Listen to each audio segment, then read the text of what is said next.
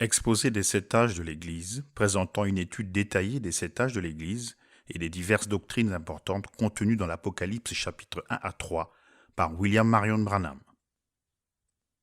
Introduction. Le présent volume, même s'il traite de plusieurs doctrines importantes, telles que la divinité, le baptême d'eau, etc., dont il est question dans les chapitres 1 à 3 de l'Apocalypse, a pour but principal de fournir une étude détaillée des 7 âges de l'Église. Cette étude s'impose comme préalable à celle du reste de l'Apocalypse, car des âges sortent les sceaux, des sceaux sortent les trompettes, et des trompettes sortent les coupes. Tel l'éclatement initial d'une chandelle romaine, les âges de l'Église produisent une puissante illumination initiale, sans laquelle il ne pourrait y avoir d'autre feu. Mais une fois que la révélation divine a apporté l'éclat des 7 âges de l'Église, les lumières jaillissent l'une après l'autre, jusqu'à ce que la totalité de la révélation se trouve grande ouverte devant nos yeux émerveillés, et que l'esprit de celle-ci nous édifiant et nous purifiant, nous soyons préparés pour la glorieuse apparition de notre Seigneur et Sauveur, le seul vrai Dieu Jésus-Christ. Le texte est rédigé à la première personne, car c'est un message de mon cœur adressé au cœur des gens. Nous avons pris soin d'écrire avec une majuscule tous les noms, titres, pronoms, etc., relatifs à la divinité, ainsi que les mots Bible, Écriture et Parole. En effet, nous considérons que cette forme s'impose pour désigner la majesté et la personne de Dieu et sa sainte parole. Je prie Dieu de bénir chaque lecteur et que l'Esprit de Dieu éclaire chacun d'une façon toute particulière. William Marion Branham. Chapitre 1. La révélation de Jésus, le Christ. Révélation de Jésus-Christ que Dieu lui a donnée pour montrer à ses serviteurs les choses qui doivent arriver bientôt et qu'il a fait connaître par l'envoi de son ange à son serviteur Jean, lequel a attesté la parole de Dieu et le témoignage de Jésus-Christ, tout ce qu'il a vu. Heureux celui qui lit et ceux qui entendent les paroles de la prophétie et qui gardent les choses qui y sont écrites, car le temps est proche. Jean aux 7 églises qui sont en Asie. Que la grâce et la paix vous soient données de la part de celui qui est, qui était et qui vient, et de la part des 7 esprits qui sont devant son trône, et de la part de Jésus-Christ, le témoin fidèle, le premier-né d'entre les morts et le prince des rois de la terre. À celui qui nous aime, qui nous a lavés de nos péchés par son sang, et qui a fait de nous un royaume des sacrificateurs pour Dieu son Père, à lui soit la gloire et la puissance au siècle des siècles. Amen.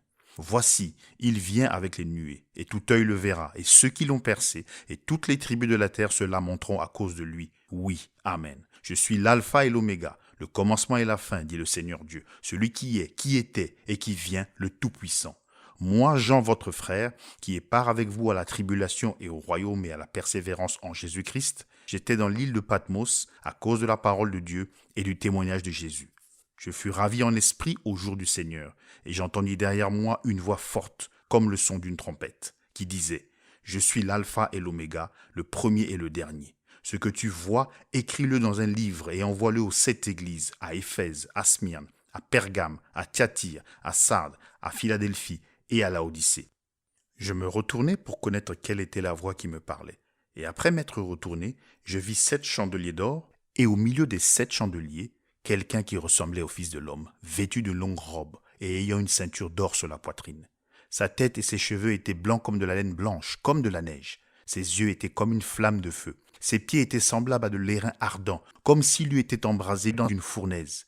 Et sa voix était comme le bruit de grandes eaux. Il avait dans sa main droite 7 étoiles. De sa bouche sortait une épée aiguë à 2 tranchants, et son visage était comme le soleil lorsqu'il brille dans sa force. Quand je le vis, je tombai à ses pieds comme mort. Il posa sur moi sa main droite en disant « Ne crains point, je suis le premier et le dernier, et le vivant. J'étais mort et voici, je suis vivant au siècle des siècles. Je tiens les clés de la mort et du séjour des morts. Écris donc les choses que tu as vues, et celles qui sont, et celles qui doivent arriver après elles. Le mystère des 7 étoiles que tu as vues dans ma main droite et des 7 chandeliers d'or. Les 7 étoiles sont les anges des 7 églises, et les 7 chandeliers sont les 7 églises. » Introduction au chapitre 1er. Apocalypse 1, 1 à 3. Révélation de Jésus-Christ que Dieu lui a donnée pour montrer à ses serviteurs les choses qui doivent arriver bientôt, et qu'il a fait connaître par l'envoi de son ange à son serviteur Jean, lequel a attesté la parole de Dieu et le témoignage de Jésus-Christ, tout ce qu'il a vu.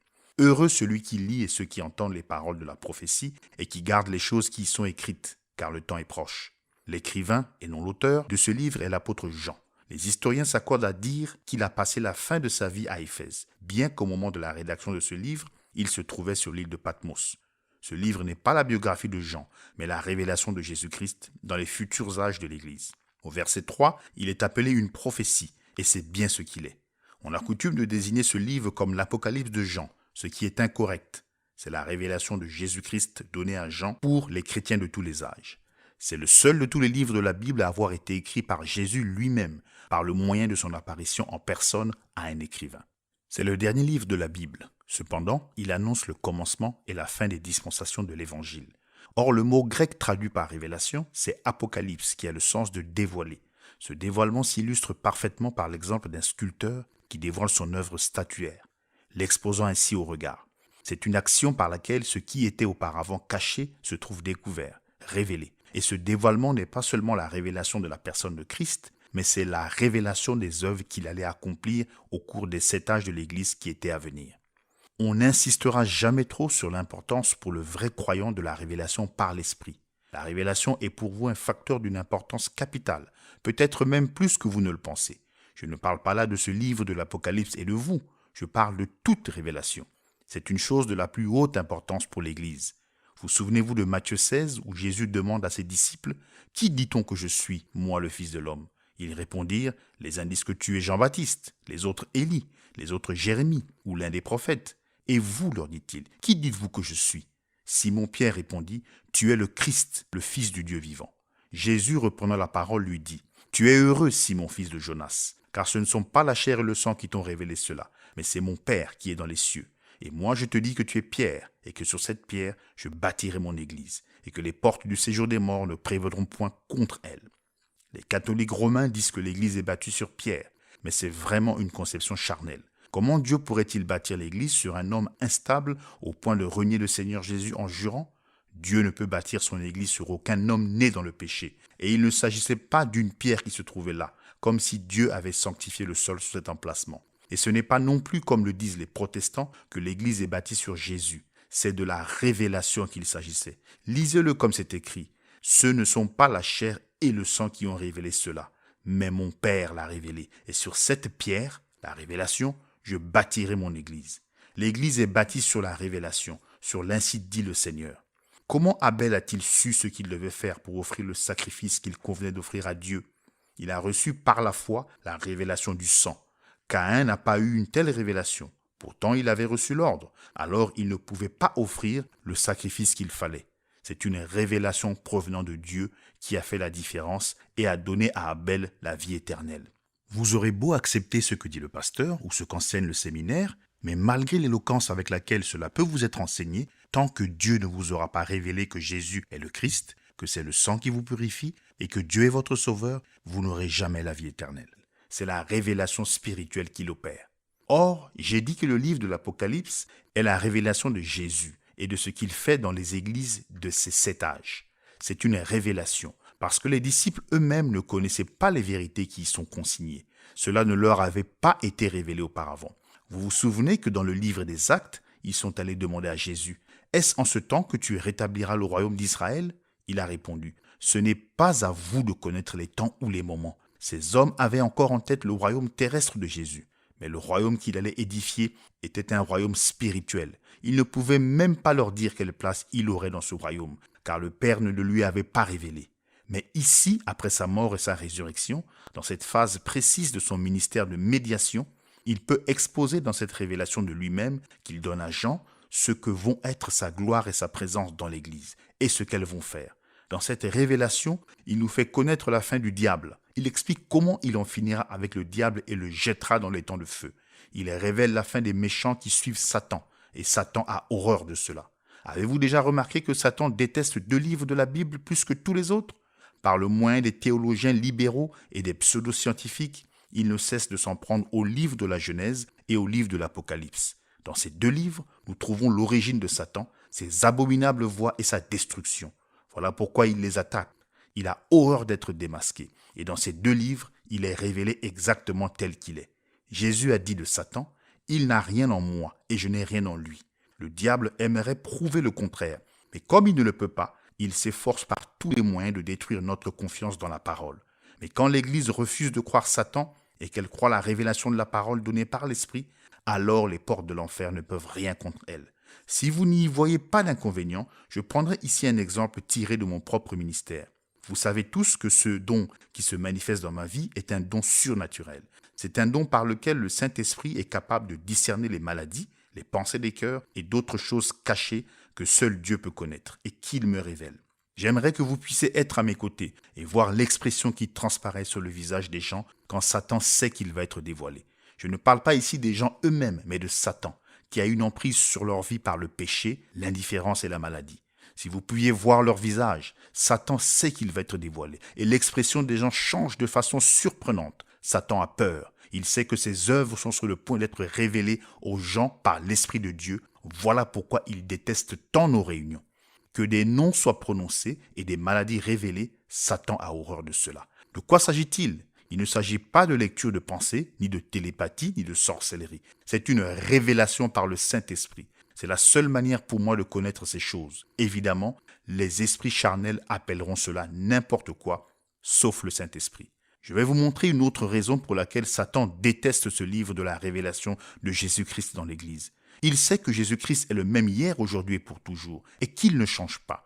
Il en sait bien plus là-dessus que n'en savent 90% des théologiens. Il sait que puisque Dieu est immuable dans sa nature, il est tout aussi immuable dans ses voies. Satan sait donc pertinemment que l'Église originelle de la Pentecôte, avec la puissance de Dieu, Marc 16 en action, est la véritable Église que Jésus déclare être la sienne. Toutes les autres sont fausses, inévitablement. Souvenez-vous maintenant de ceci. Christ dans la véritable Église, voilà la suite du livre des Actes. Mais le livre de l'Apocalypse nous montre que l'esprit antichrist allait s'introduire dans l'Église pour la souiller, la rendre tiède, formaliste et sans puissance. Il dévoile Satan en révélant ses œuvres, tentative de destruction du peuple de Dieu et discrédit jeté sur la parole de Dieu, jusqu'au moment même où il sera jeté dans les temps de feu. Satan s'oppose à cela. Il a cela en horreur. Il sait que si les gens reçoivent la véritable révélation de la véritable Église et de ce qu'elle est, de ce qu'elle représente, de ce qu'elle peut accomplir de plus grandes œuvres, alors elle sera une armée invincible. S'ils reçoivent une véritable révélation des deux esprits qui agissent dans le cadre de l'Église chrétienne et que par l'Esprit de Dieu, ils discernent l'esprit antichrist et lui résistent, Satan sera impuissant face à cette Église. Sa déconvenue sera aussi irrémédiable aujourd'hui qu'elle l'a été au désert quand Christ a résisté à tous les efforts qu'il a déployés pour le soumettre à son pouvoir. Oui, Satan déteste la révélation, mais nous l'aimons. Si la véritable révélation habite nos vies, les portes de l'enfer ne pourront pas prévaloir contre nous, mais nous prévendrons contre elle. Vous vous en souvenez, j'ai dit au début de ce message que ce livre que nous étudions est en fait la révélation de Jésus lui-même dans l'Église et de son œuvre dans les âges à venir. J'ai ensuite mentionné que le Saint-Esprit doit nous donner la révélation, sans quoi nous ne pouvons pas la recevoir. Ces deux pensées réunies, vous pouvez voir que l'étude ordinaire et la simple réflexion ne suffiront pas à faire de ce livre une réalité. Il faudra pour cela l'œuvre du Saint-Esprit. Ceci pour dire que ce livre ne peut être révélé qu'à une catégorie spéciale de gens. Il faudra pour cela quelqu'un qui a la faculté du discernement prophétique. Cela nécessitera une capacité d'écouter Dieu parler. Cela nécessitera un enseignement surnaturel, pas seulement d'étudier en comparant un verset à l'autre, bien que ce soit une bonne chose, mais un mystère nécessite l'enseignement de l'esprit, sans quoi il ne sera jamais clair. Combien nous avons besoin d'écouter Dieu parler et de nous ouvrir en nous abandonnant à l'esprit pour entendre et pour connaître. Comme je l'ai déjà dit, ce livre, l'Apocalypse, est l'accomplissement final des Écritures. Même dans le canon biblique, il est placé à la fin, exactement là où il doit être. Vous comprenez maintenant pourquoi il est dit que quiconque le lit ou même entend ce qui y est dit est béni. C'est la révélation de Dieu qui vous donne autorité sur le diable. Et vous comprenez pourquoi ceux qui y ajouteraient ou en retrancheraient quelque chose seraient maudits. Il en est nécessairement ainsi, car qui pourrait ajouter ou enlever quelque chose à la révélation parfaite de Dieu tout en ayant la victoire sur l'ennemi ? C'est aussi simple que cela. Et rien ne peut prévaloir avec autant de puissance que la révélation de la parole. Voyez, au verset 3, une bénédiction est prononcée sur ceux qui accordent une attention particulière à ce livre. Je pense qu'il y a ici une référence à l'habitude qu'avaient les sacrificateurs de l'Ancien Testament de lire la parole devant l'assemblée le matin. Voyez-vous, comme beaucoup de gens ne savaient pas lire, le sacrificateur devait leur faire la lecture. Du moment que c'était la parole, la bénédiction était là. Qu'importe si c'était lu ou entendu. Le temps est proche. Auparavant, le temps n'était pas proche. Dans la sagesse et le plan de Dieu, cette puissante révélation, bien qu'entièrement connue de Dieu, n'avait pas pu être apportée jusque-là. Aussi, découvrons-nous immédiatement un principe.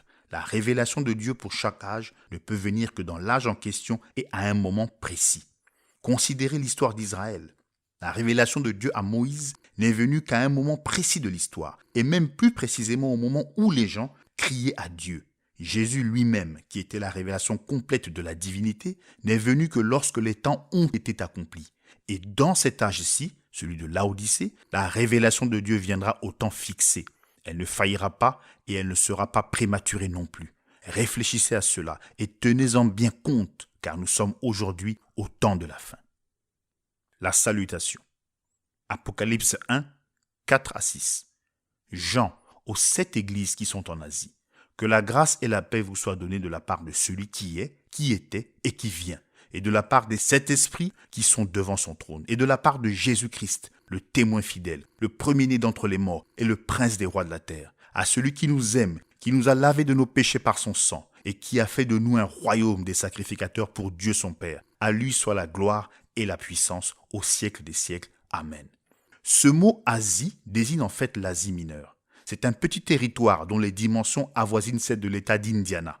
Ces 7 églises ont été choisies parmi toutes les autres églises à cause de leurs caractéristiques, qui allaient se retrouver dans les âges successifs des siècles plus tard. Les 7 esprits qui sont devant le trône sont l'esprit qui était dans chacun des 7 messagers, qui leur donnait leur ministère pour l'âge dans lequel chacun d'eux vivait. Or, toutes ces expressions, celui qui est, celui qui était, qui vient, témoin fidèle, premier-né d'entre les morts, prince des rois de la terre, l'alpha et l'oméga et le tout-puissant, sont les titres et des descriptifs d'une seule et même personne, le Seigneur Jésus-Christ, qui nous a lavés de nos péchés dans son propre sang. L'Esprit de Dieu dans Jean utilise ces termes pour exprimer la divinité suprême de Jésus-Christ et pour révéler la divinité que Dieu est un seul. Aujourd'hui, une erreur grossière accourt qui consiste à croire qu'il y a 3 dieux au lieu d'un. Cette révélation, telle que Jésus lui-même l'a donnée à Jean, corrige cette erreur. Ce n'est pas qu'il y ait 3 dieux, mais un seul Dieu avec 3 fonctions. Il y a un seul Dieu qui a 3 titres, Père, Fils et Saint-Esprit. Voilà la puissante révélation qu'avait l'Église primitive et qui doit être rétablie en ce dernier jour avec la formule correcte pour le baptême d'eau. Les théologiens modernes ne seront pas d'accord avec moi, car voici ce qu'écrit un magazine chrétien. Cet enseignement, celui de la Trinité, est un point absolument central de l'Ancien Testament. Il est tout aussi central dans le Nouveau Testament. Tout autant que l'Ancien Testament, le Nouveau Testament est opposé à l'idée qu'il y aurait plus qu'un seul Dieu. Cependant, le Nouveau Testament nous enseigne tout aussi clairement que le Père est Dieu, que le Fils est Dieu et que le Saint-Esprit est Dieu, et que ce ne sont pas 3 aspects de la même personne, mais 3 personnes ayant entre elles une relation de personne à personne. C'est là la glorieuse doctrine des 3 personnes en un seul lieu. Il déclare également: Dieu, d'après la Bible, n'est pas seulement une personne, mais il est 3 personnes en un seul Dieu. C'est là le grand mystère de la Trinité. Mystère, en effet. Comment 3 personnes peuvent-elles être un seul Dieu? Non seulement il n'y a aucun passage biblique qui l'appuie, mais cela dénote même une lacune du raisonnement. 3 personnes distinctes, bien qu'identiques dans leur substance, font 3 dieux où le langage n'a plus aucun sens. Écoutez encore ces mots. Je suis l'alpha et l'oméga, le commencement et la fin, dit le Seigneur Dieu, celui qui est, qui était et qui vient, le Tout-Puissant. Il s'agit bien de la divinité. Il ne s'agit pas d'un simple prophète, d'un homme. Il s'agit de Dieu. Et ce n'est pas la révélation de 3 dieux, mais d'un seul Dieu, le Tout-Puissant.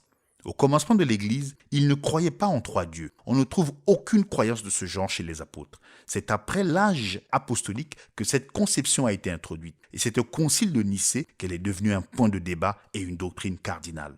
La doctrine de la divinité a provoqué un schisme à Nicée. Et ce schisme a abouti à 2 extrêmes. D'un côté, les polythéistes qui croyaient en 3 dieux, et de l'autre, les unitaires. Bien sûr, cela ne s'est pas fait du jour au lendemain, mais c'est là qu'on en est arrivé et c'est ce que nous avons aujourd'hui. Mais la révélation adressée par l'Esprit aux églises, par l'entremise de Jean, disait « Je suis le Seigneur Jésus-Christ et je suis la totalité. Il n'y a aucun autre Dieu. » Et il scelle cette révélation de son sceau. Réfléchissez à ceci. Qui était le Père de Jésus? Matthieu 1,18 dit « Marie se trouva enceinte par la vertu du Saint-Esprit. Mais Jésus lui-même affirmait que Dieu était son Père. Dieu le Père et Dieu le Saint-Esprit sont des termes que nous employons souvent. Et nous constatons ici que le Père et l'Esprit sont un. Ils le sont en effet. Sinon Jésus aurait eu 2 pères. Toutefois, notez que Jésus a dit que lui et son Père sont un, pas 2. Cela fait un seul Dieu. Puisque l'histoire et les Écritures nous disent que ceci est vrai, on se demandera d'où est venue l'idée qu'il y en aurait trois. C'est devenu une doctrine fondamentale au Concile de Nicée en 325 après Jésus-Christ. Cette trinité, mot qu'on ne trouve nulle part dans l'Écriture, est issue du polythéisme de Rome. Les Romains avaient de nombreux dieux qu'ils priaient. Ils priaient également les ancêtres considérés comme des médiateurs. On a tout bonnement donné aux anciens dieux de nouveaux noms. Et ainsi, on a des saints, pour avoir l'air plus proche de la Bible. Par conséquent, au lieu de Jupiter, Vénus, Mars, etc., nous avons Paul, Pierre, Fatima, Christophe et bien d'autres. Comme leur religion païenne ne pouvait pas s'accommoder d'un seul Dieu, ils l'ont partagé en trois et ils ont fait des saints leurs intercesseurs comme ils l'avaient fait auparavant de leurs ancêtres. Depuis lors, les gens ne voient plus qu'il n'y a qu'un seul Dieu qui a trois fonctions ou manifestations. Ils savent que selon l'Écriture, il n'y a qu'un Dieu, mais ils essaient d'accréditer la théorie chimérique selon laquelle Dieu serait comme une grappe de raisin. Trois personnes ayant la même divinité, partagée également par chacun. Mais ici, dans l'Apocalypse, il est dit clairement que Jésus est celui qui est, celui qui était et celui qui vient. Il est l'alpha et l'oméga, ce qui signifie qu'il est de A à Z, c'est-à-dire la totalité. Il est tout, le Tout-Puissant. Il est la rose de Saron, le lys de la vallée, l'étoile brillante du matin, le germe juste, le Père, le Fils et le Saint-Esprit. Il est Dieu, le Dieu Tout-Puissant, un seul Dieu. 1 Timothée 3,16 dit « Et sans contredit, le mystère de la piété est grand. Dieu a été manifesté en chair, justifié par l'Esprit, vu des anges, prêché aux nations, cru dans le monde, élevé dans la gloire. » Voilà ce que dit la Bible. Ici, elle ne dit rien d'une première, d'une deuxième ou d'une troisième personne. Elle dit que Dieu a été manifesté en chair, un seul Dieu. Et ce Dieu unique a été manifesté en chair. La question devrait donc être réglée. Dieu est venu sous une forme humaine. Il n'était pas pour autant un autre Dieu. Il était Dieu, le même Dieu. C'était une révélation à l'époque et c'est une révélation maintenant. Un seul Dieu. Reprenons la Bible pour voir ce qu'il était au commencement, d'après la révélation qu'il a donnée de lui-même. Le grand Jéhovah apparaissait à Israël dans une colonne de feu, ange de l'alliance. Il demeurait dans cette colonne de feu et conduisait Israël jour après jour. Au temple, il annonçait sa venue par une grande nuée. Puis un jour, il a été manifesté dans un corps né d'une vierge qui était préparé pour lui. Le Dieu qui avait eu sa demeure au-dessus des tentes d'Israël avait maintenant revêtu une tente de chair et il avait sa demeure parmi les hommes, étant en forme d'homme. Mais il était le même Dieu. La Bible enseigne que Dieu était en Christ, le corps était Jésus. En lui demeurait toute la plénitude de la divinité, corporellement. Rien ne peut être plus clair que cela. Mystère, oui, et pourtant vrai. Cela ne peut pas être plus clair. Donc, s'il n'était pas trois personnes à l'époque, il ne peut pas être trois personnes maintenant. Un seul Dieu, et ce même Dieu a été fait chair. Jésus a dit, « Je suis sorti de Dieu et je retourne à Dieu. » Jean 16, 27, 28. C'est exactement ce qui est arrivé. Il a disparu de la terre par sa mort, sa mise au tombeau, sa résurrection et son ascension. Ensuite, Paul l'a rencontré sur le chemin de Damas. Il a parlé à Paul et lui a dit « Saul, Saul, pourquoi me persécutes-tu » Paul a dit « Qui es-tu, Seigneur » Il lui a répondu « Je suis Jésus ». Il était une colonne de feu, une lumière aveuglante. Il avait repris cette forme exactement comme il avait dit qu'il allait le faire. Il avait repris la forme qu'il avait avant de revêtir un tabernacle de chair. C'est exactement comme cela que Jean a vu la chose. Jean 1, 18. Personne n'a jamais vu Dieu. Le Fils unique qui est dans le sein du Père est celui qui l'a fait connaître. Remarquez où Jean dit que Jésus est. Il est dans le sein du Père. Luc 2, 11 dit « C'est qu'aujourd'hui, dans la ville de David, il vous est né un sauveur, qui est le Christ, le Seigneur. Il est né le Christ, et 8 jours après, quand il a été circoncis, il a été appelé Jésus, comme l'ange leur avait dit. Je suis né Branham. À ma naissance, on m'a donné le nom de William. Il était Christ, mais il lui a été donné un nom ici-bas, parmi les hommes. Cette demeure que les hommes voyaient de l'extérieur s'appelait Jésus. Il était le Seigneur de gloire, le Tout-Puissant, manifesté dans la chair. Il est Dieu le Père, Fils et Saint-Esprit. Il est tout cela. Père, Fils et Saint-Esprit ne sont que des titres. Ce ne sont pas des noms. C'est pourquoi nous baptisons au nom du Seigneur Jésus-Christ, car c'est un nom, pas un titre. C'est le nom de ces titres, tout comme on prend un bébé, un nouveau-né qui est fils, pour lui donner un nom. Un bébé, c'est ce qu'il est. Fils, c'est le titre. Ensuite, vous lui donnez un nom. Jean-Henri Lebrun. Il ne suffit pas de baptiser au nom de Jésus. Il y a des milliers de Jésus dans le monde. Et il y en avait même avant Jésus notre Sauveur. Mais il n'y en a qu'un parmi eux qui soit né comme étant le Christ. Seigneur Jésus-Christ. Des gens disent que Jésus est le Fils éternel de Dieu. N'est-ce pas là une contradiction? Qui a jamais entendu parler d'un Fils qui soit éternel? Les fils ont un commencement, mais ce qui est éternel n'a pas eu de commencement. Il est le Dieu éternel, Jéhovah, manifesté dans la chair.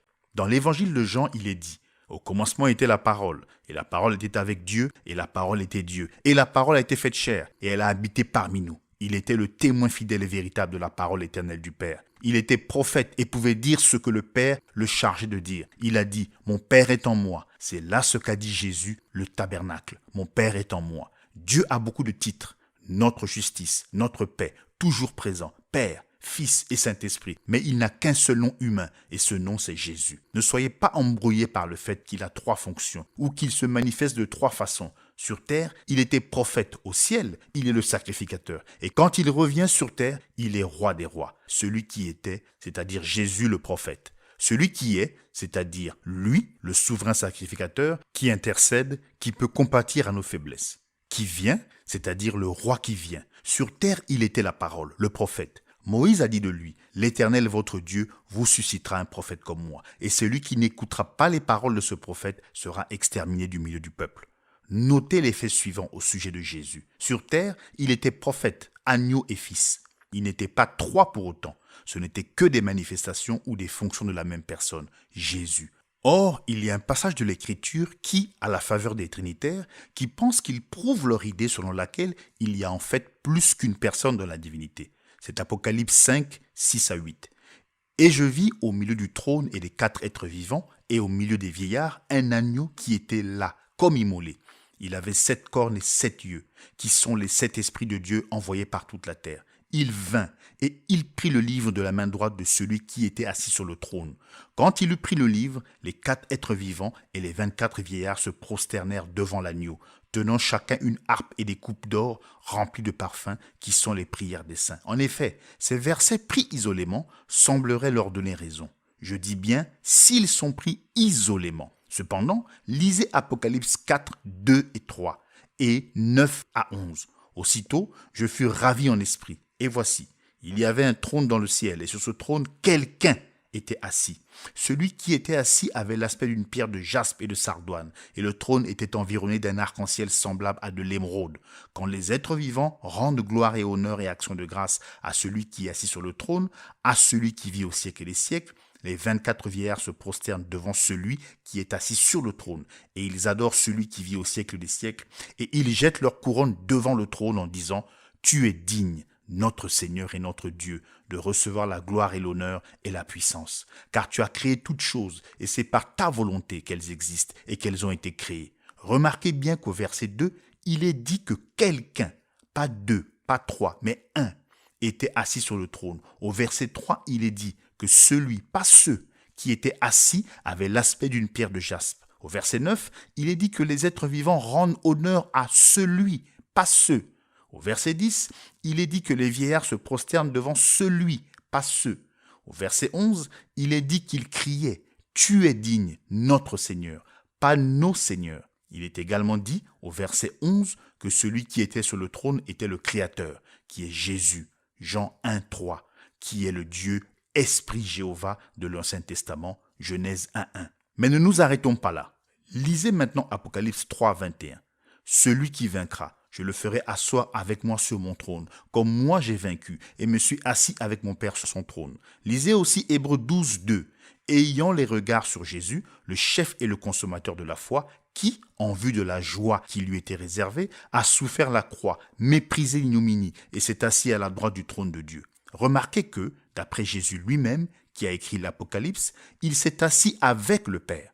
L'esprit qui était en Paul, cet esprit est l'esprit de Christ, car c'est l'esprit de prophétie par lequel vient la parole, dit qu'il s'est assis à la droite de Dieu. Mais quand Jean a regardé, il n'en a vu qu'un seul sur le trône.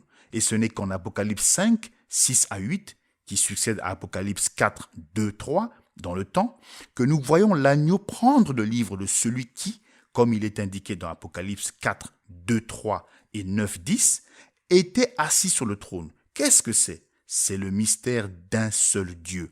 Lui, Jésus, est sorti de Dieu. Il a été manifesté dans la chair. Il est mort et est ressuscité. Et il est retourné dans le sein du Père. comme Jean le dit, le Fils unique qui est dans le sein du Père est celui qui l'a fait connaître. Jean 1, 18. Le moment était maintenant arrivé où Dieu, le Messie, devait venir prendre son épouse pour ensuite se présenter, se faire connaître à Israël. Nous voyons là que de nouveau, Dieu entreprend avec l'homme une relation sur le plan physique en tant que fils de David, roi des rois et seigneur des seigneurs, et époux de l'épouse des nations. Ce n'est pas deux dieux, mais simplement un Dieu qui manifeste ses trois puissantes fonctions et ses titres. Les gens savaient qu'il était prophète. Ils connaissaient le signe du Messie qui ne pouvait venir que par le prophète. Jean 1, 44 à 51.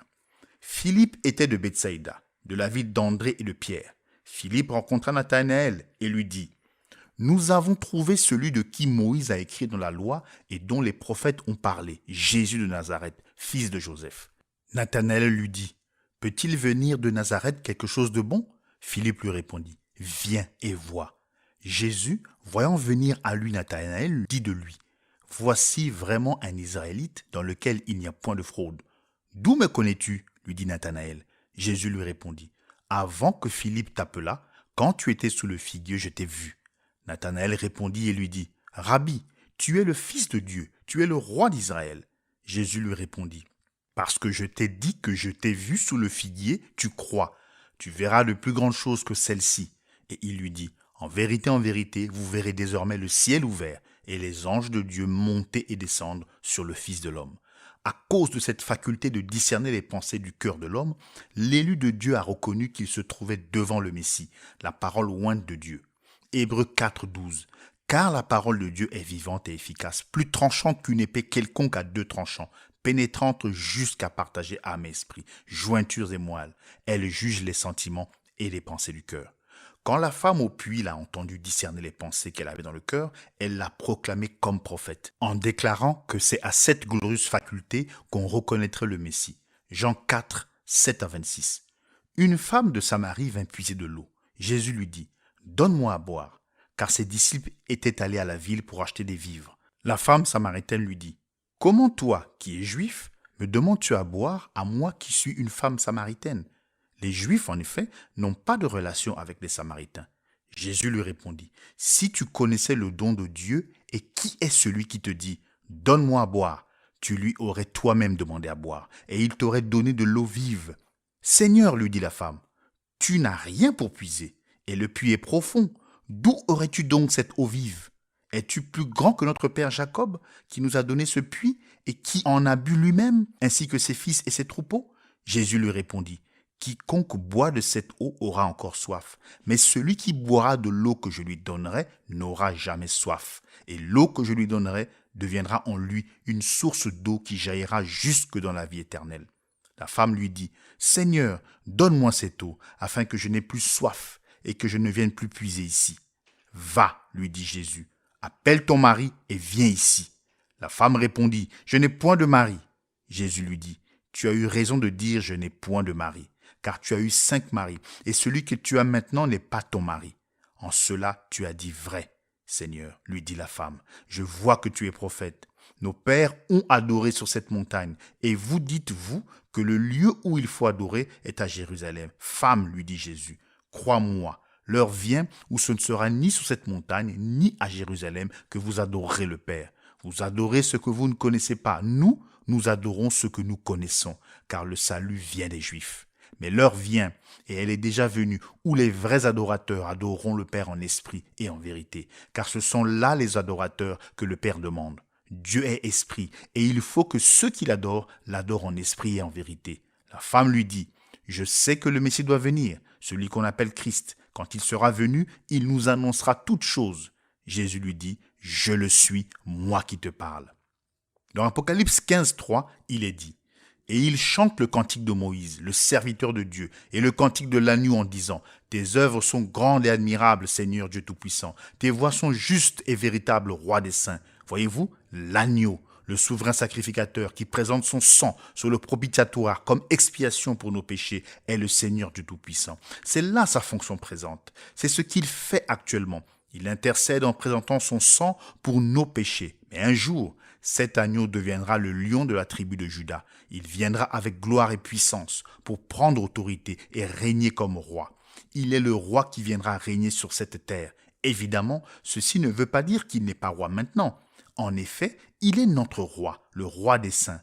En ce moment, c'est un royaume spirituel. Celui-ci n'appartient pas au système de ce monde. Tout comme nous ne sommes pas de ce monde. C'est pour cela que nous n'agissons pas comme le monde. Nous sommes citoyens du ciel. Nous reflétons l'esprit du monde, de notre nouvelle naissance, dont le roi est Jésus. Voilà pourquoi nos femmes ne portent pas de vêtements d'homme, qu'elles ne se coupent pas les cheveux et qu'elles n'utilisent pas tous ces produits de maquillage et autres qui sont tellement prisés dans le monde. Voilà pourquoi nos hommes ne boivent pas, ne fument pas et ne vivent pas dans le péché.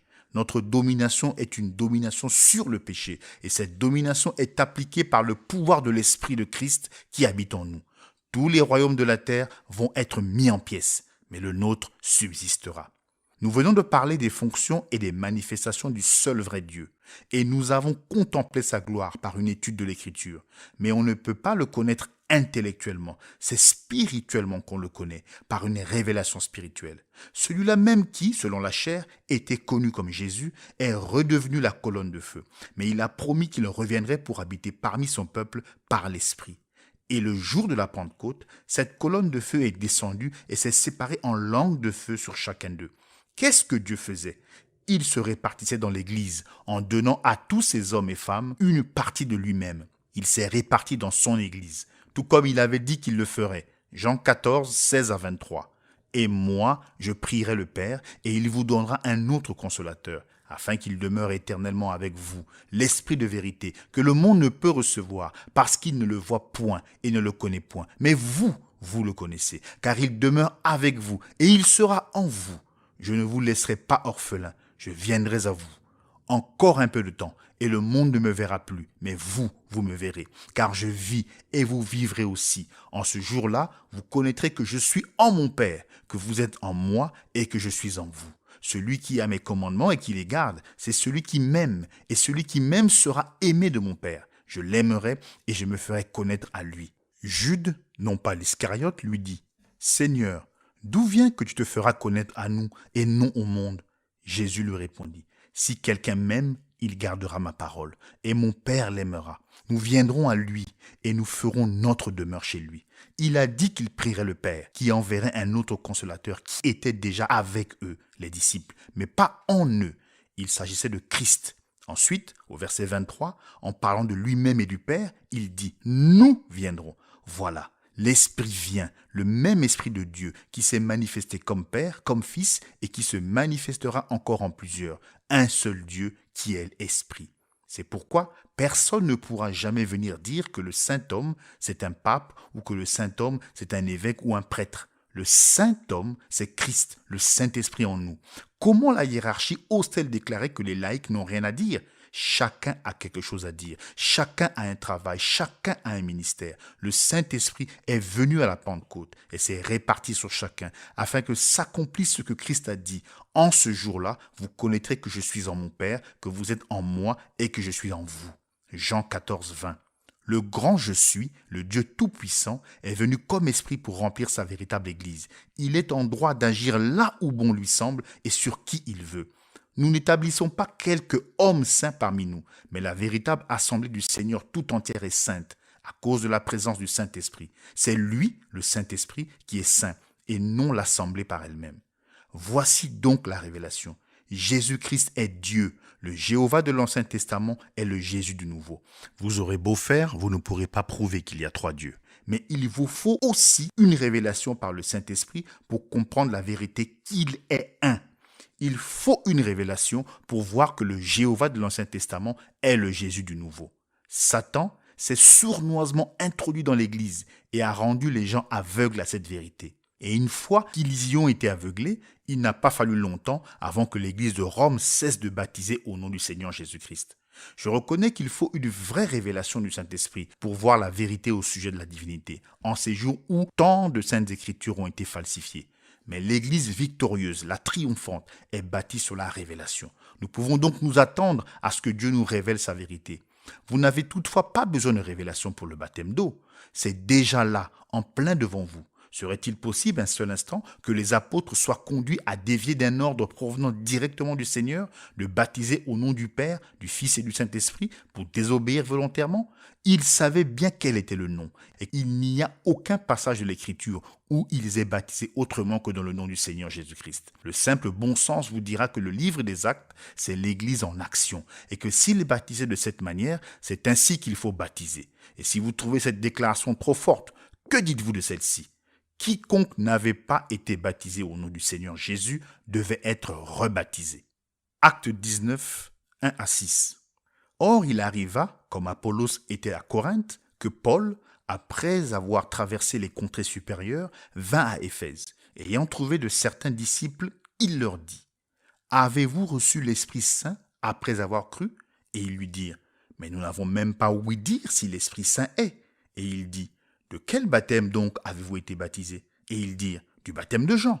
Et Paul dit: Jean a baptisé du baptême de la repentance, disant au peuple qu'ils crussent en celui qui venait après lui, c'est-à-dire en Jésus. Et ayant ouï ces choses, ils furent baptisés pour le nom du Seigneur Jésus. Et Paul leur ayant imposé les mains, l'Esprit Saint vint sur eux, et ils parlèrent en langue et prophétisèrent. Nous y voilà. Ces braves gens, à Éphèse, avaient entendu parler du Messie qui devait venir. Jean l'avait prêché. Ils avaient été baptisés en repentance de leurs péchés en s'attendant à croire à Jésus, à l'avenir. Mais maintenant, c'était le moment de regarder en arrière vers Jésus, qui était venu, et d'être baptisé pour la rémission des péchés. C'était le moment de recevoir le Saint-Esprit. Et quand ils ont été baptisés au nom du Seigneur Jésus-Christ, Paul leur a imposé les mains, et le Saint-Esprit est venu sur eux. Oh, ces braves gens d'Éphèse étaient d'excellentes personnes. Si quelqu'un était en droit de se sentir en sécurité, c'était bien eux. Remarquez jusqu'où ils étaient parvenus. Ils en étaient arrivés jusqu'à pouvoir accepter le Messie qui devait venir. Ils étaient prêts à le recevoir. Mais ne voyez-vous pas que, malgré cela, ils l'avaient manqué? Il était venu et il était reparti. Ils avaient besoin d'être baptisés au nom du Seigneur Jésus-Christ. Ils avaient besoin d'être remplis du Saint-Esprit. Si vous avez été baptisé au nom du Seigneur Jésus-Christ, Dieu vous remplira de son esprit. C'est la parole. Acte 19, 6 que nous avons lu était l'accomplissement d'Acte 2, 38.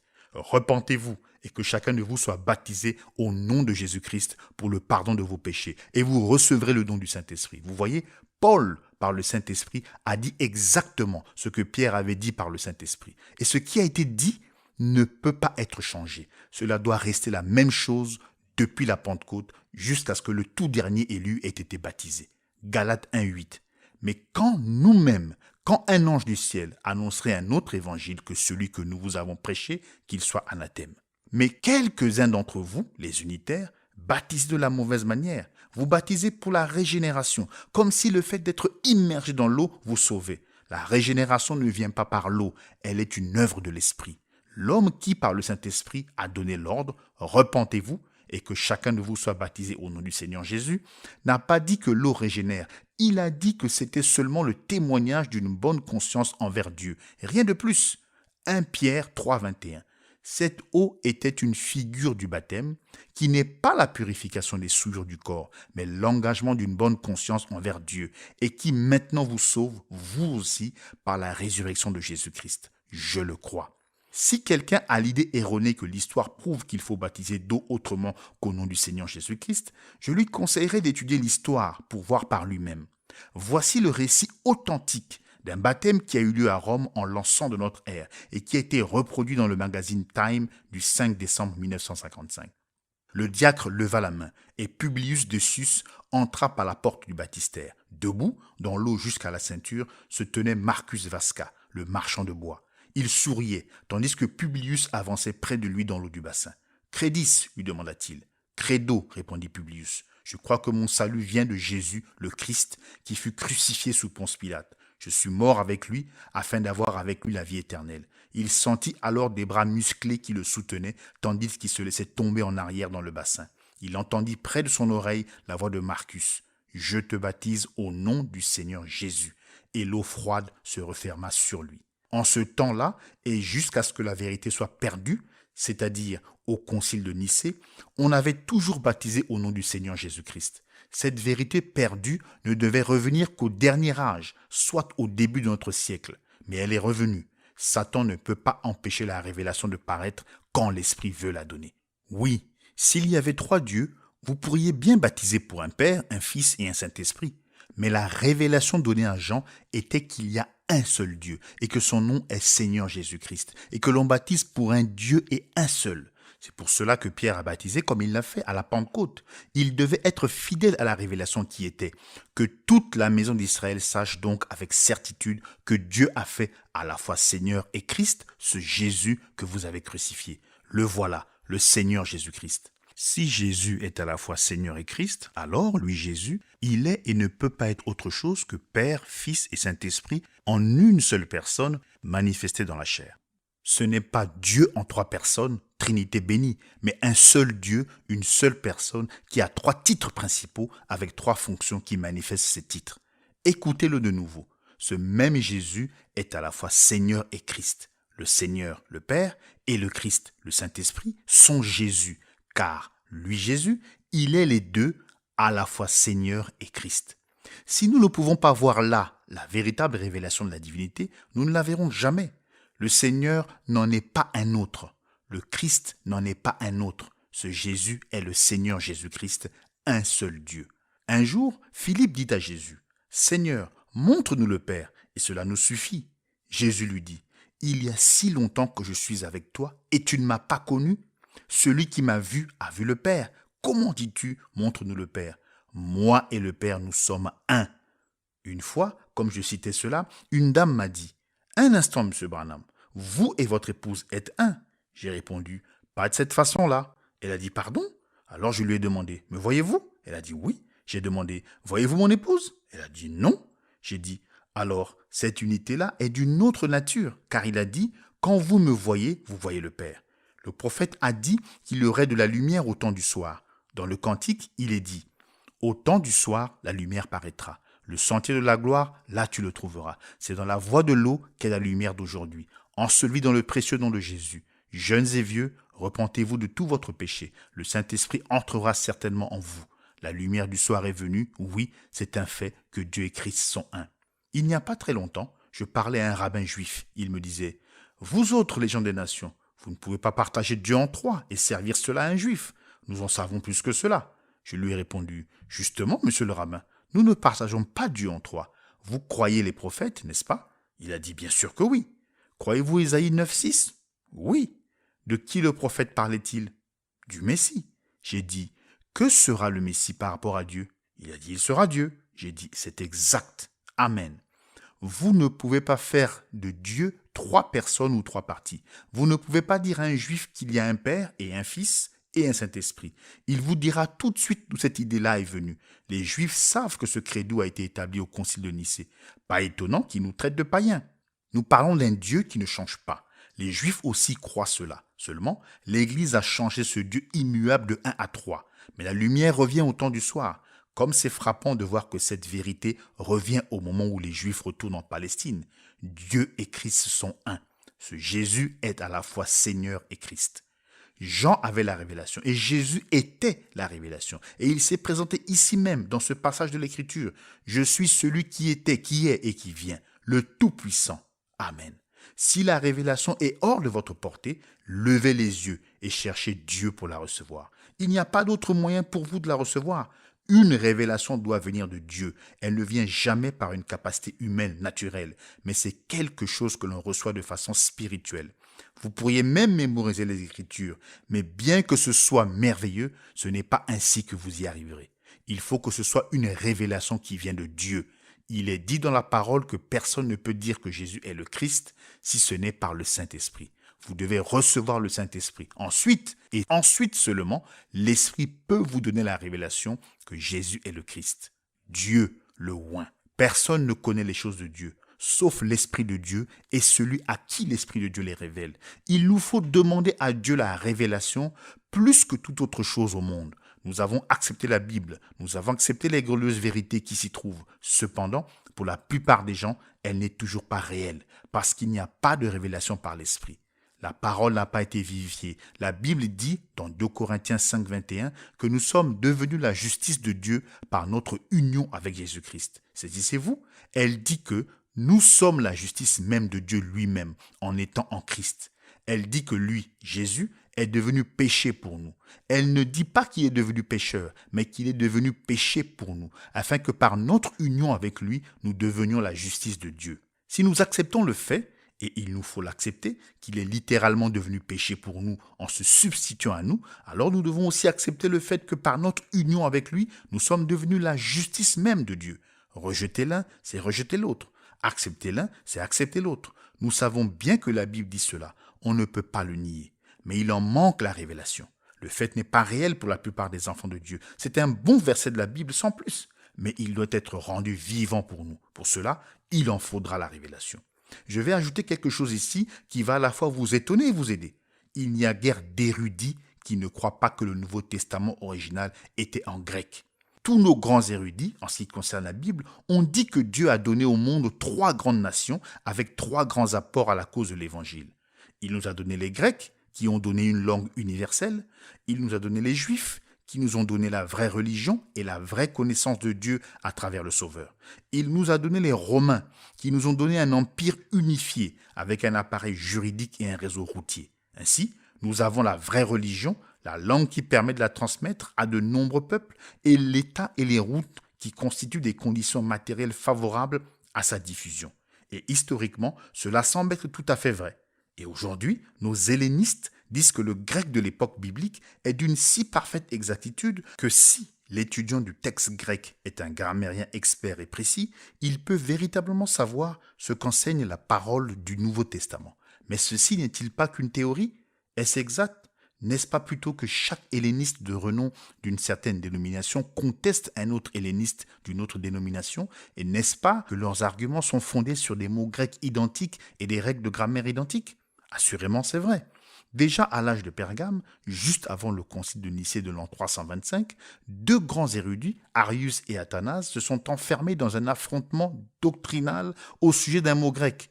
Leur débat est devenu si intense et si universel que les historiens ont dit que le monde était divisé sur une diphtongue, le son de 2 voyelles en une seule syllabe.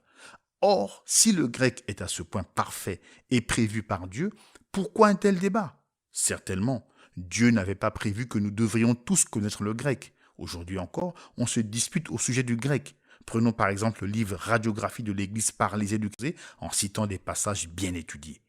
Or, non seulement ce que je viens de dire est vrai, mais nous allons faire un pas de plus. Aujourd'hui, nous avons des érudits qui déclarent que les manuscrits originaux étaient écrits en araméen, qui était la langue de Jésus et des gens de son époque. Ils affirment que les gens ne s'exprimaient pas oralement et par écrit en grec, comme on le croit si souvent. Et il faut reconnaître que nos historiens sont divisés sur cette question. Par exemple, le docteur Scofield, un brillant spécialiste, s'appuie sur ses recherches pour fonder sa conviction que le Nouveau Testament a été écrit dans la variante populaire du grec de l'époque. Il démontre admirablement bien ce point de vue en s'appuyant sur les divers documents dont il dispose. Par contre, nous avons un autre éminent spécialiste, le docteur Lamza, qui lui est convaincu que le Nouveau Testament a été écrit en araméen. Et c'est nul autre que Toynbee, le brillant historien, qui appuie son opinion selon laquelle l'araméen, et non le grec, était la langue du peuple, ce qui laisse à penser que le Nouveau Testament peut avoir d'abord été écrit en araméen. Cependant, avant de nous inquiéter outre mesure de cette question, lisons la version du roi Jacques, de même que la traduction du docteur Lamza. Nous constatons avec joie que les 2 versions, chose étonnante, utilisent des termes identiques, de sorte qu'il n'y a pas en fait de différence de contenu ou de doctrine. Nous pouvons même conclure que Dieu a permis que ces manuscrits découverts récemment, ainsi que d'autres qui étaient déjà connus et qui viennent d'être publiés, nous arrivent pour prouver l'authenticité de ce que nous avions déjà. Nous voyons ainsi que, même si les traducteurs sont en désaccord entre eux, ce n'est pas le cas des manuscrits. Vous voyez maintenant qu'on ne peut pas fonder d'interprétation sur la connaissance profonde qu'a un spécialiste de la langue dans laquelle la Bible est écrite. Voici pourtant encore un dernier exemple, pour vous qui ne pouvez toujours pas le voir parce que votre esprit est voilé par la tradition. Nul doute que les scribes, les pharisiens et les grands érudits de l'an 33 après Jésus-Christ avaient une connaissance exacte des règles de grammaire et du sens des mots du texte de l'Ancien Testament. Cependant, malgré leur éblouissante connaissance, ils ont manqué la révélation de la parole promise de Dieu, manifestée dans le Fils. Il se trouvait présenté de la Genèse jusqu'à Malachie, des chapitres entiers étant consacrés à lui et à son ministère. Et pourtant, à part quelques-uns qui étaient éclairés par l'Esprit, ils l'ont totalement manqué. Nous en arrivons maintenant à une conclusion que nous avons déjà trouvée dans la parole. Bien que nous croyions qu'il est bon de chercher à obtenir les manuscrits les meilleurs et les plus anciens pour avoir la transcription la plus fidèle possible de la parole, nous ne trouverons jamais son sens véritable en étudiant et en comparant les Écritures, quelle que soit notre sincérité. Seule une révélation provenant de Dieu pourra le rendre clair. C'est exactement ce que dit Paul. Et nous en parlons, non avec des discours qu'enseigne la sagesse humaine, mais avec ceux qu'enseigne le Saint-Esprit. 1 Corinthiens 2,15. La véritable révélation, c'est quand Dieu interprète sa propre parole en confirmant ce qui est promis. Toutefois, que personne ne comprenne mal ce que j'ai dit et pense que je ne crois pas à l'exactitude de la parole telle que nous l'avons aujourd'hui. Je crois que cette Bible est exacte. Quand il était ici sur terre, Jésus a parfaitement établi l'authenticité de l'Ancien Testament. Et celui-ci a été composé exactement comme le Nouveau Testament que nous avons. Ne vous y trompez pas, nous avons la parole infaillible de Dieu aujourd'hui et que personne n'ose en retrancher ou y ajouter quelque chose. Mais il faut que le même esprit qu'il a donné nous l'enseigne. Oh, combien nous avons besoin de révélation par l'esprit. Nous n'avons pas besoin d'une nouvelle Bible, nous n'avons pas besoin d'une nouvelle traduction, bien que certaines soient excellentes. Et je ne suis pas contre, mais nous avons besoin de la révélation de l'Esprit. Et grâce à Dieu, nous pouvons avoir ce qu'il nous faut, car Dieu veut nous révéler sa parole par son Esprit.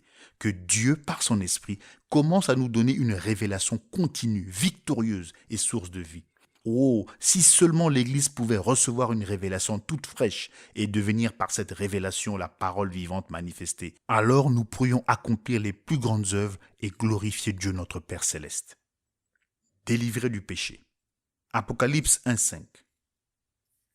À celui qui nous aime, qui nous a lavés de nos péchés par son sang. Le mot traduit par laver, en fait, signifie délivrer. Nous a délivrés de nos péchés par son sang. N'est-ce pas merveilleux?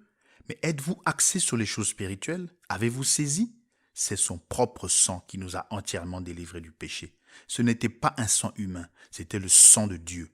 Pierre l'appelle le sang de Christ. Paul l'appelle le sang du Seigneur et le sang de Jésus. Pas 3 personnes, mais une seule personne.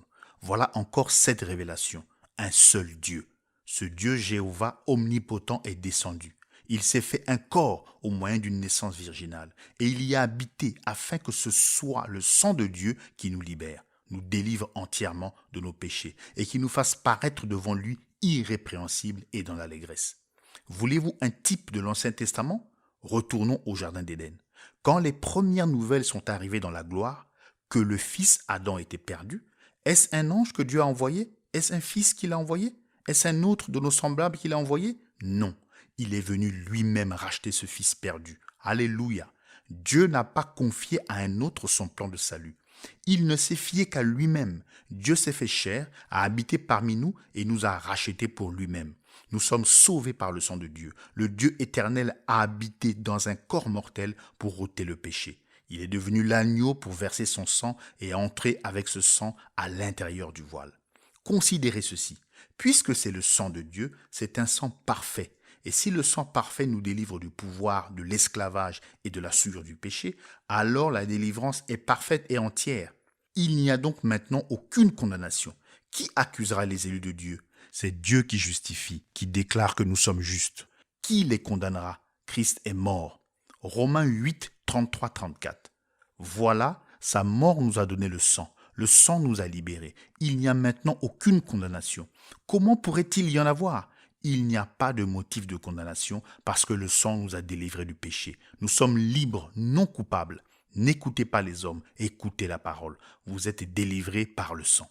Maintenant, ne vous laissez pas de nouveau lier par les traditions, les credos et les organisations. Ne vous laissez pas détourner en écoutant ceux qui nient la puissance de la parole et qui nient que Jésus sauve, guérit, remplit du Saint-Esprit et de puissance. Vous êtes les hommes libres de Dieu, libérés par son propre sang. Si vous accrochez encore votre foi à des credos et des dénominations, c'est une preuve certaine que vous avez perdu foi en la parole. Roi et sacrificateur. Apocalypse 1,6. Et qui a fait de nous un royaume, des sacrificateurs pour Dieu son Père, à lui soit la gloire et la puissance au siècle des siècles. Amen. Il a fait de nous. Oh, il y a certaines vérités sur lesquelles il faut mettre l'accent. Celle-ci en est une. Lui, Lui a fait de nous le salut. C'est son œuvre. Le salut vient de l'Éternel. Tout par grâce. Il nous a rachetés dans un but. Il nous a acquis dans un but. Nous sommes des rois spirituels. Oh, nous allons être rois avec lui sur la terre quand il sera assis sur son trône. Mais maintenant, nous sommes des rois spirituels et nous régnons sur un royaume spirituel. Il est dit dans Romains 5, 17, « Si par l'offense d'un seul, la mort a régné par lui seul, à plus forte raison, ceux qui reçoivent l'abondance de la grâce et du don de la justice régneront-ils dans la vie par Jésus-Christ lui seul ?»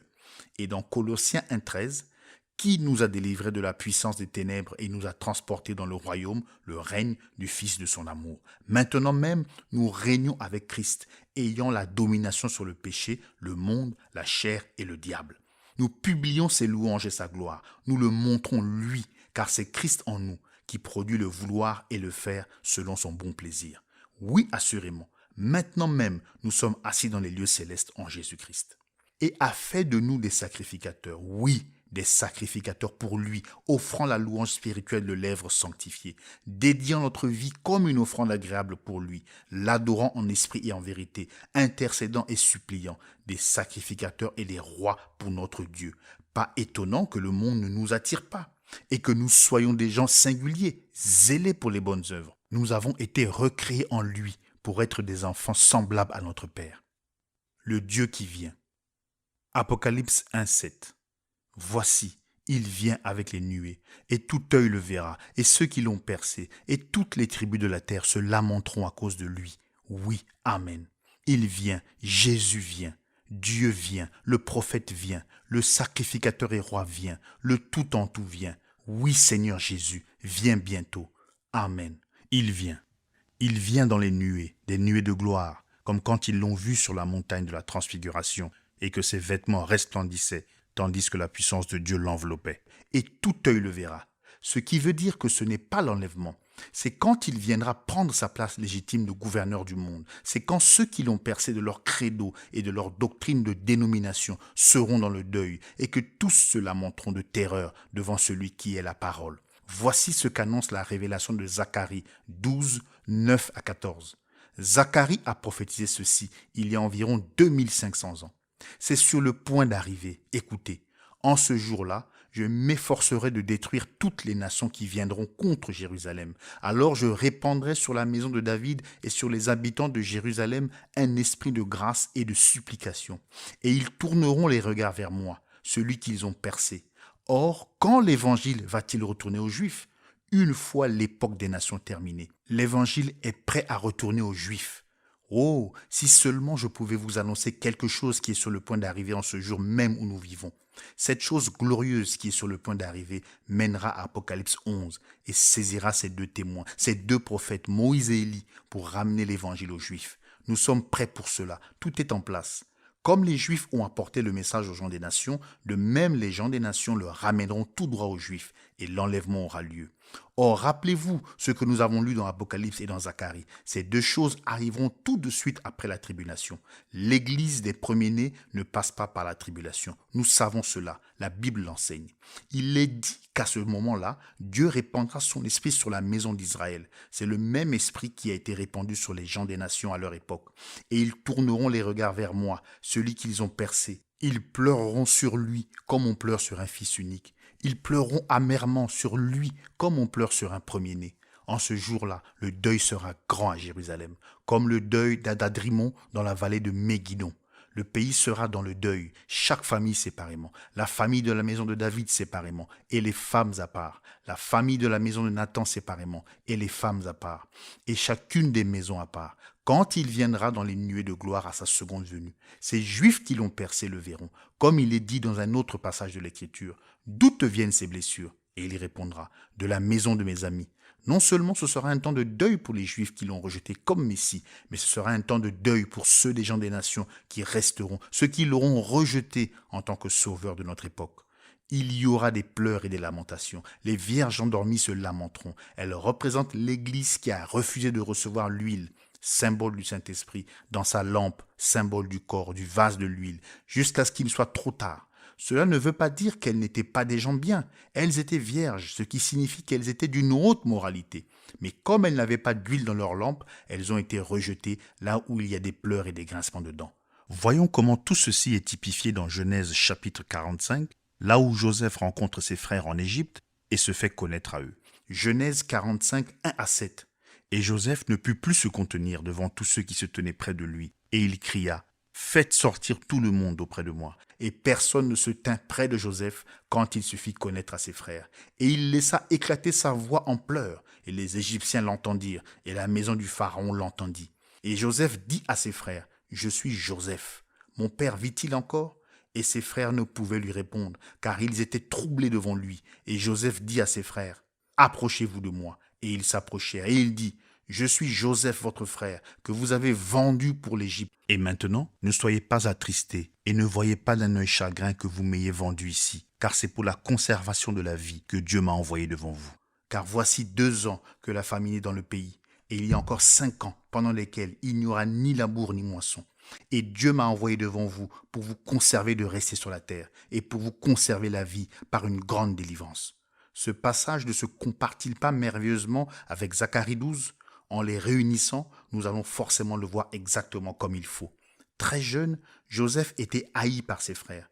Pourquoi était-il haï par ses frères? C'est parce qu'il était spirituel. Il ne pouvait pas s'empêcher d'avoir ses visions, pas plus qu'il ne pouvait s'empêcher d'avoir des songes et d'interpréter. C'était en lui. Il ne pouvait pas manifester autre chose que ce qui était en lui. C'est pourquoi la haine de ses frères envers lui était sans cause. Mais il était le chéri de son père. Son père qui était prophète comprenait. Ceci nous donne un type parfait de Christ. Dieu le Père aimait le Fils, mais les frères, les scribes et les pharisiens le haïssaient parce qu'il pouvait guérir les malades, faire des miracles et prédire l'avenir, avoir des visions et les interpréter. Il n'y avait là aucune raison de le haïr, mais ils l'ont haï, et comme les frères de Joseph, ils l'ont haï sans cause. Maintenant, rappelez-vous comment ces fils de Jacob ont traité Joseph. Ils l'ont jeté dans une fosse, ils ont pris sa tunique de plusieurs couleurs que son père lui avait donnée et l'ont trempé dans le sang pour faire croire à son père que le garçon avait été tué par une bête. Ils l'ont vendu à des marchands d'esclaves qui l'ont emmené en Égypte où il a été revendu à un général. La femme de ce général l'a fait emprisonner à tort, mais après un certain temps, sa faculté de prophète lui a valu l'attention de Pharaon et il a été élevé à la droite de Pharaon avec une autorité telle que personne ne pouvait venir à Pharaon sans d'abord passer par Joseph. Examinons maintenant la vie de Joseph en Égypte, car c'est là que nous voyons en lui le type parfait de Christ. Pendant son séjour dans la maison du général, il est accusé faussement, puni et emprisonné sans cause, tout comme l'a été Jésus. Une fois en prison, il interprète le songe des chansons et celui du panetier qui sont emprisonnés avec lui. Les chansons retrouvent la vie, mais l'autre est condamné à mort. Christ a été emprisonné sur la croix, abandonné de Dieu et des hommes. De chaque côté de lui se tenait un brigand. L'un est mort spirituellement, mais l'autre a reçu la vie. Et remarquez qu'une fois descendu de la croix, Jésus a été élevé au ciel, qu'il est maintenant assis à la droite du glorieux Esprit de Jéhovah et que personne ne peut venir à Dieu sans passer par lui. Il y a un seul médiateur entre Dieu et les hommes et il est tout ce qu'il vous faut. Il n'y a pas de Marie ni de saint, mais seulement Jésus. En continuant à considérer ce type que nous trouvons en Joseph, remarquez comment tout ce qu'il entreprenait en Égypte prospérait. Son premier travail chez le général a prospéré, même la prison a prospéré. Quand Jésus reviendra, le désert s'épanouira comme une rose. Il est le fils de la prospérité. Tout comme aucun âge n'a jamais prospéré autant que celui où Joseph gouvernait, de même une période de bénédiction telle que le monde n'en a jamais connue viendra sur cette terre. Chacun de nous pourra s'asseoir sous son propre figuier et rire, se réjouir et vivre pour toujours dans sa présence. Dans sa présence, il y a plénitude de joie et à sa droite, délices éternelles. Gloire à Dieu. Et remarquez que, partout où Joseph allait, on sonnait de la trompette pour annoncer son arrivée. Les gens criaient à genoux devant Joseph. Peu importe ce que l'homme était en train de faire, quand la trompette retentissait, il fléchissait le genou. Il pouvait être en train de vendre quelque chose dans la rue, tendant la main pour prendre son argent, mais il devait s'arrêter pour fléchir le genou quand on sonnait de la trompette. Même s'il était artiste ou acteur, il devait interrompre sa représentation et fléchir le genou devant Joseph quand on annonçait sa présence au son de la trompette. Et un de ces jours, tout ce qui est dans le temps s'arrêtera quand la trompette de Dieu retentira, que les morts en Christ ressusciteront et que poindra le matin éternel resplendissant de beauté. À ce moment-là, tout fléchira le genou, car il est écrit, c'est pourquoi aussi Dieu l'a souverainement élevé et lui a donné le nom qui est au-dessus de tout nom, afin qu'au nom de Jésus, tout genou fléchisse dans les cieux, sur la terre et sous la terre, et que toute langue confesse que Jésus-Christ est Seigneur, à la gloire de Dieu le Père. Philippiens 2, 9 à 11. Mais remarquez une autre glorieuse révélation dans ce type avec Joseph. Pendant qu'il était en Égypte, Joseph a reçu une épouse des nations qui lui a donné 2 fils, Éphraïm et Manassé. Joseph a demandé à son père de bénir les 2 garçons. Il les a placés devant Jacob. Manassé, le premier-né, à la droite de Jacob, et Éphraïm à sa gauche. Comme Jacob allait les bénir, il a croisé les mains. Alors sa main droite s'est posée sur le cadet. Joseph s'est écrié, « Pas ainsi, père, celui-ci est le premier-né sur ta droite. » Mais Jacob a dit, « Dieu a croisé mes mains. » Ici, nous voyons en type la bénédiction qui revenait aux premiers-nés, les Juifs, transmise aux plus jeunes, les gens des nations, par la croix, les mains croisées du Seigneur Jésus-Christ. La bénédiction vient par la croix. Galates 3, 13, 14. Christ nous a rachetés de la malédiction de la loi, étant devenu malédiction pour nous, car il est écrit, « Maudit est quiconque est pendu au bois », afin que la bénédiction d'Abraham eut pour les païens son accomplissement en Jésus-Christ, et que nous reçussions par la foi l'Esprit qui avait été promis. Par la croix, la bénédiction d'Abraham est venue aux gens des nations. Les Juifs ont rejeté la croix, par conséquent, Jésus a reçu l'épouse des nations. Revenons à l'histoire de Joseph, qui rencontre ses frères. Vous vous rappelez que tous les frères n'étaient pas venus. Joseph le savait, et il a insisté pour que tous les frères viennent devant lui, sans quoi il ne pourrait pas se faire connaître à eux. Ils ont fini par faire venir celui qui manquait, le petit Benjamin. C'est le petit Benjamin, le frère réel de Joseph, qui a enflammé son âme. Et quand notre Joseph à nous, Jésus, viendra à ceux qui ont observé les commandements de Dieu et qui sont retournés en Palestine, son âme s'enflammera. Le petit Benjamin est un type des 144 000 Israélites venus de la terre entière qui sont retournés en Palestine pour être rachetés. Ils seront là, prêts à le recevoir et le connaître correctement. Lui, c'est la vie éternelle. Ils diront, voici notre Dieu que nous attendions. Alors ils verront celui qu'ils ont percé, et dans leur désarroi ils s'écrieront, d'où te viennent ces affreuses blessures? Comment est-ce arrivé? Et ils se lamenteront et pleureront, chaque famille séparément, chacune séparément, accablée de tristesse. Mais où sera l'Église des nations, pendant que Jésus se fera connaître à ses frères? Rappelez-vous que l'épouse de Joseph avec les 2 enfants était dans le palais, car Joseph avait ordonné que tout le monde me quitte, faites-les tous sortir de devant moi. Donc, l'épouse des nations était cachée dans le palais de Joseph. Où l'Église des nations s'en ira-t-elle dans l'enlèvement? Dans le palais. L'épouse sera enlevée de la terre. Avant la grande tribulation, elle sera enlevée à la rencontre du Seigneur dans les airs. Pendant 3 ans et demi, alors que la colère de la vengeance de Dieu se répandra, elle sera au glorieux souper des noces de l'agneau. Ensuite, il reviendra se faire connaître à ses frères, en laissant son épouse dans la maison de son père. À cet instant, l'alliance antichrist que les Juifs auront conclue avec Rome sera brisée. Rome et ses alliés enverront alors leurs troupes détruire les Juifs qui craignent Dieu et qui observent la parole.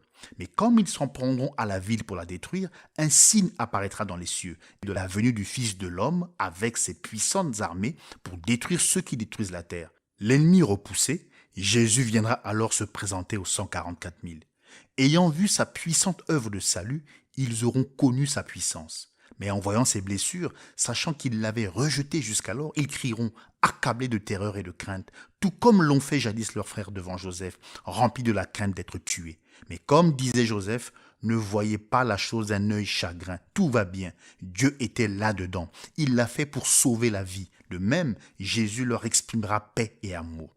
Pourquoi les Juifs ont-ils rejeté Jésus? Dieu était là-dedans. C'était le seul moyen pour lui de faire sortir l'épouse des nations. Il est mort sur la croix pour sauver la vie de l'Église des nations. Or, ces 144 000 ne sont pas de l'épouse. Dans Apocalypse 14, 4, ils sont appelés des vierges et ils suivent l'agneau partout où il va. Le fait qu'ils ne se sont pas souillés avec des femmes montre que ce sont des eunuques. Matthieu 19, 12. Les eunuques étaient les gardiens des chambres nuptiales. Ils étaient des serviteurs. Remarquez qu'ils ne sont pas assis sur le trône, mais qu'ils sont devant le trône. Non, ils ne sont pas de l'épouse, mais ils seront dans le glorieux règne de 1000 ans. nous voyons que quand ce dernier reste d'Israël aura été uni au Seigneur dans l'amour et que l'ennemi aura été détruit, Dieu préparera sa montagne sainte, son nouveau jardin d'Éden pour l'épouse et pour les serviteurs de l'époux et de l'épouse, pour la lune de miel de 1000 ans sur la terre. Comme Adam et Ève étaient dans le jardin et n'ont pas accompli les 1000 ans, maintenant, Jésus, notre dernier Adam, et son Ève, la véritable Église, accompliront tout le plan de Dieu. Oh, comme la Bible se répète! La scène de Joseph et de ses frères est sur le point de se répéter, car Jésus revient bientôt. Avant de quitter le type de Joseph, je voudrais encore attirer votre attention sur une chose au sujet de ce temps de la fin. Vous vous rappelez que quand Joseph se tenait devant ses frères, avant que Benjamin soit avec eux, il leur parlait par un interprète, même s'il connaissait bien l'hébreu. Il parlait à ses frères dans une autre langue. Saviez-vous que le premier âge des nations, la tête d'or, l'âge babylonien, s'est terminé avec un message en langue inconnue, écrit sur une muraille? Cet âge-ci se terminera de la même manière. L'abondance des langues à notre époque est encore une preuve que le temps des nations est terminé et que Dieu se tourne de nouveau vers Israël. Il vient bientôt, l'alpha et l'oméga, le prophète, sacrificateur et roi, le tout en tout. Le Seigneur Dieu des armées revient bientôt. Oui, Seigneur Jésus, seul et unique vrai Dieu, viens bientôt.